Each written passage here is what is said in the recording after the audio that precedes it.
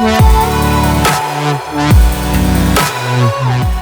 up guys, Brian, Soco Customs, doing my best to try and shield you from the wind again today. But give this video a thumbs up, give us a subscribe, and share with all your friends, show them what we can do with these 4Runners. Alright guys, Brian, Soco Customs. This is a 2017 Toyota 4Runner. This is the Limited, so it's got that front bumper, takes away a little bit of the approach angles. This customer came to us looking for a little more of an aggressive stance.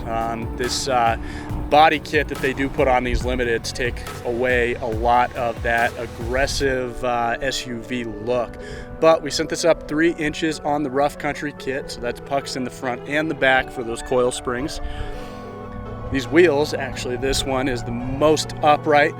These are the black Rhino Duggars. This is actually a full separate piece up here, and these rivets can be color matched, so they are metal. So if you are looking to powder coat or do something unique, this is a great option for you. And then of course the Kenda Klever RTs. These are a 275/55/20, so nice sidewall profile there. Yeah, this kit brings it nice and level. Great aggressive look, and I think the sun has switched sides on me. I tried to point it straight into the wind so that I wasn't battling that, and no, I guess not. I guess it's straight overhead. But yeah, this is a great kit. I love these 4Runners. They're one of the last body-on-frame SUVs that is not called Jeep, so it is an awesome competitor out there.